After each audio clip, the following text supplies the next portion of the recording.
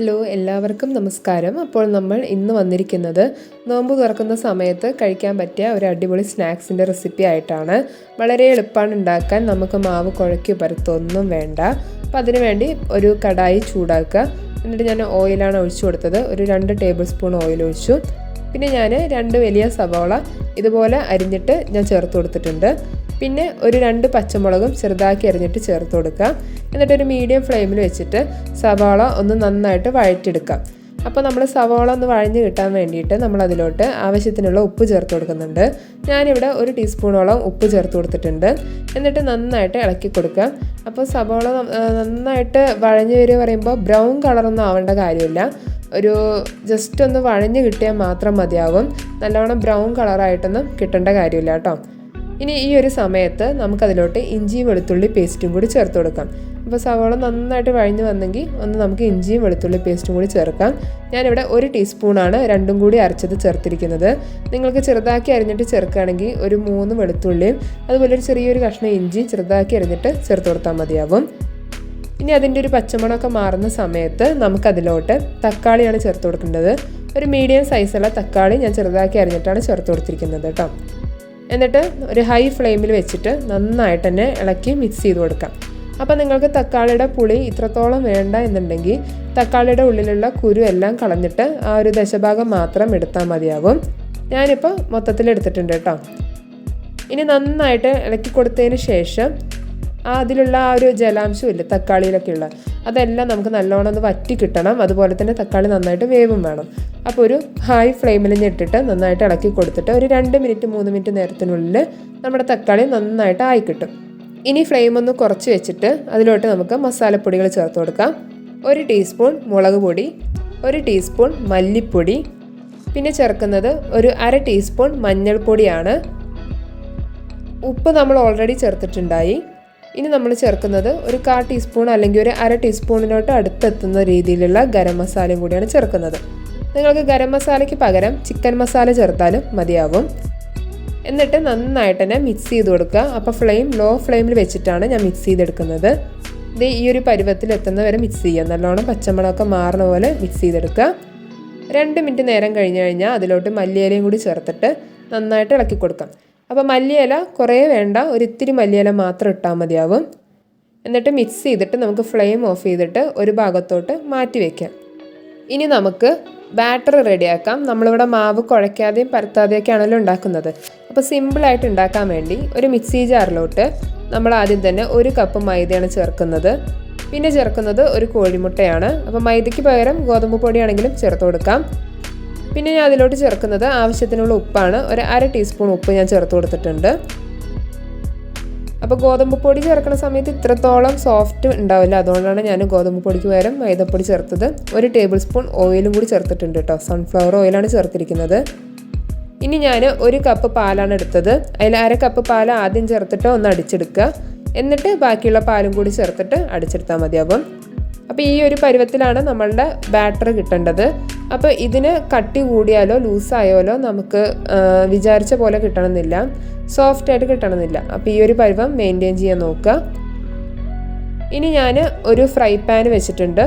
അതിലോട്ട് ഓയിലാണ് ഞാൻ ജസ്റ്റ് തടവി കൊടുക്കുന്നത്. ഇതും ഞാൻ സൺഫ്ലവർ ഓയിലാണ് എടുത്തിരിക്കുന്നത്. ഓയിൽ ഇത്തിരി മാത്രം തടവി കൊടുത്താൽ മതിയാകും. കൂടുതൽ തടവുകയാണെങ്കിൽ നമ്മളുടെ ഈ ഒരു ദോശ നമ്മൾ ഉണ്ടാക്കാൻ പോകുന്ന ആ ഒരു ദോശ വല്ലാണ്ട് ക്രിസ്പാവും. അതുപോലെ ഫ്ലെയിം ലോ ഫ്ലെയിമിൽ തന്നെ വെക്കാൻ ശ്രദ്ധിക്കണം കേട്ടോ. ഹൈ ഫ്ലെയിമിലോ മീഡിയം ഫ്ലെയിമിലോ വെക്കാൻ പാടില്ല. എന്നിട്ട് ഇതുപോലെ മാവ് ഒഴിച്ച് കൊടുക്കുക. മാവ് ഒഴിച്ച് കൊടുത്തിട്ട് ഇങ്ങനെ ചുറ്റിച്ചെടുത്താൽ മതിയാവും. ഇതുപോലെ ചുറ്റിച്ചെടുക്കുക കേട്ടോ. അല്ലാതെ പരത്താനൊന്നും നിൽക്കണ്ട. നമ്മുടെ മാവ് നല്ല കട്ടിയല്ലല്ലോ, അതുകൊണ്ട് നമുക്ക് ഇതുപോലെ ചുറ്റിച്ചെടുക്കാൻ പറ്റും. എന്നിട്ട് 1 മിനിറ്റ് നേരം ആകുമ്പോഴേക്കും ഒരു ഭാഗം ആയിട്ടുണ്ടാവും. അപ്പോൾ മറ്റേ ഭാഗത്തിലോട്ട് മറച്ചിട്ട് കൊടുക്കുക. അപ്പോൾ നോൺ സ്റ്റിക്കിലാണ് ഉണ്ടാക്കുന്നത് വെച്ചാൽ നമുക്ക് വളരെ എളുപ്പത്തിൽ ഇത് കിട്ടാൻ ചാൻസ് ഉണ്ട് കേട്ടോ. അതുകൊണ്ടാണ് ഞാൻ നോൺ സ്റ്റിക്ക് എടുത്തിരിക്കുന്നത്. 2 മിനിറ്റ് നേരം കൊണ്ട് നമ്മളുടെ ഓരോ ദോശയും റെഡിയായി കിട്ടും. അപ്പോൾ ഈ ദോശ ഇങ്ങനെ തിന്നാനും ഭയങ്കര ടേസ്റ്റാണ് കേട്ടോ. പക്ഷെ നമ്മൾ ഇതിന് ഇത്തിരി കൂടി രുചി കൂട്ടാൻ വേണ്ടിയിട്ട് നമ്മുടെ ഫില്ലിങ്സൊക്കെ വെച്ച് അടിപൊളിയാക്കി എടുക്കും. അപ്പോൾ ഇതുപോലെ തന്നെ ബാക്കിയുള്ള എല്ലാ ദോശയും റെഡിയാക്കി എടുക്കുക കേട്ടോ. അപ്പോൾ ശ്രദ്ധിക്കേണ്ട കാര്യം, കുറേ നേരം നമ്മൾ ഒരു ദോശ വെക്കാൻ പാടില്ല. കാരണം അരികെല്ലാം വല്ലാണ്ട് ക്രിസ്പാവും. ക്രിസ്പായി കഴിഞ്ഞാൽ നമുക്ക് ഫില്ലിങ്സൊക്കെ വെച്ച് മടക്കാൻ ഭയങ്കര ബുദ്ധിമുട്ടായിരിക്കും. ഇനി ഞാൻ കോഴിമുട്ട വേവിച്ച് വെച്ചിട്ടുണ്ട്. 3 കോഴിമുട്ടയാണ് എടുത്തത്. അത് പകുതിയാക്കിയിട്ട് മുറിച്ച് വെച്ചിട്ടുണ്ട്.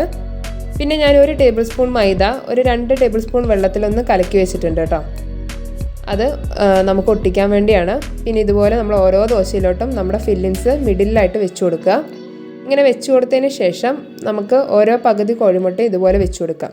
എന്നിട്ട് ഈ ഒരു സൈഡ് കണ്ടില്ലേ, ഈ ഒരു സൈഡ് ഇതുപോലെ നമ്മളുടെ ആ ഒരു മൈദ നമ്മൾ പേസ്റ്റ് ഉണ്ടാക്കി വെച്ചിട്ടുണ്ടല്ലോ, ആ പേസ്റ്റും കൊണ്ട് ഇതുപോലെ സൈഡെല്ലാം ഒന്ന് ബ്രഷ് ചെയ്ത് കൊടുക്കാം. അപ്പോൾ ഇതുപോലുള്ളൊരു ബ്രഷ് ഇല്ലെങ്കിൽ സ്പൂണും കൊണ്ട് ജസ്റ്റ് ഇങ്ങനെ മെല്ലെ മെല്ലെ ഒഴിച്ചിട്ട് കൊടുത്താലും മതിയാകും. എന്നിട്ട് ഇതുപോലെയാണ് ഞാൻ മടക്കിയെടുക്കുന്നത്. നിങ്ങൾക്ക് നിങ്ങളുടെ ഇഷ്ടത്തിന് വേണമെങ്കിൽ വേറെ ഏതെങ്കിലും ഐഡിയയിൽ മടക്കിയെടുക്കാൻ പറ്റും. ഞാനിപ്പോൾ ഇതുപോലെയാണ് മടക്കി കൊടുക്കുന്നത്. 2 ഭാഗം ഇതുപോലെ മടക്കിയതിന് ശേഷം ജസ്റ്റ് ഇത്തിരി കൂടി ഞാൻ ആ ഒരു പേസ്റ്റ് തേച്ച് കൊടുത്തതിന് ശേഷം അവിടെയും കൂടി മടക്കിയെടുക്കാൻ പോവുകയാണ്. അപ്പോൾ ഈ മൈദ തേക്കുന്നത് ഒട്ടിപ്പിടിക്കാൻ വേണ്ടിയിട്ടാണ് കേട്ടോ നമ്മൾ മൈദയും ഈ വെള്ളവും തമ്മിലുള്ള ആ ഒരു പേസ്റ്റ് തേച്ച് കൊടുക്കുന്നത്. അപ്പോൾ ഇതുപോലെ അങ്ങ് ഒട്ടിപ്പിടിച്ചോളും. ഇങ്ങനെ ചെയ്യുകയാണെങ്കിൽ നമുക്ക് വളരെ എളുപ്പമാണ്. സമയമാണെങ്കിലും നമുക്ക് ലാഭമാണ്. നമുക്ക് കുഴയ്ക്കാനോ പരത്താനോ ഒന്നും നിൽക്കണ്ട. വളരെ സിമ്പിളായിട്ട് ഉണ്ടാക്കിയെടുക്കാൻ പറ്റും. അപ്പോൾ ഇതുപോലെ തന്നെ ബാക്കിയെല്ലാം ഉണ്ടാക്കിയെടുത്താൽ മതിയാവും. വളരെ പെട്ടെന്ന് തന്നെ നമുക്ക് ബാക്കിയെല്ലാം ഉണ്ടാക്കിയെടുക്കാൻ പറ്റും കേട്ടോ. ഇനി ഞാൻ ഓയിലാണ് വെച്ചിരിക്കുന്നത്. ഓയിൽ സൺഫ്ലവർ ഓയിൽ തന്നെയാണ്. അതും ഒരു മീഡിയം ഫ്ലെയിമിലിട്ടിട്ട് നന്നായിട്ട് ചൂടാവുമ്പോൾ ലോ ഫ്ലെയിമിലോട്ട് വെച്ചതിന് ശേഷം ഇതുപോലെ നമുക്ക് ഓരോന്നായിട്ട് ഇട്ട് കൊടുക്കാം. അപ്പം ഞാനിവിടെ 2 എണ്ണമാണ് ഇട്ട് കൊടുത്തിരിക്കുന്നത്. നിങ്ങൾക്ക് 3 എണ്ണം വരെയൊക്കെ ഇത്രയും വലിയ പാനാണെങ്കിൽ ഇട്ട് കൊടുക്കാൻ പറ്റും കേട്ടോ. അപ്പം ലോ ഫ്ലെയിമിൽ വെച്ചിട്ട് വേണം ഉണ്ടാക്കിയെടുക്കാൻ. കാരണം പെട്ടെന്ന് ഇത് കരിയും. അതുകൊണ്ട് ഹൈ ഫ്ലെയിമിലോ മീഡിയം ഫ്ലെയിമിലോ വെക്കാണ്ട് ലോ ഫ്ലെയിമിൽ തന്നെ വെക്കാൻ ശ്രദ്ധിക്കുക. എന്നിട്ട് ഇതൊരു 1 മിനിറ്റ് നേരം മാത്രം ഒരു ഭാഗം വെച്ച് കൊടുക്കുക. എന്നിട്ട് മറുഭാഗത്തോട്ട് മറച്ചിട്ട് കൊടുക്കുക.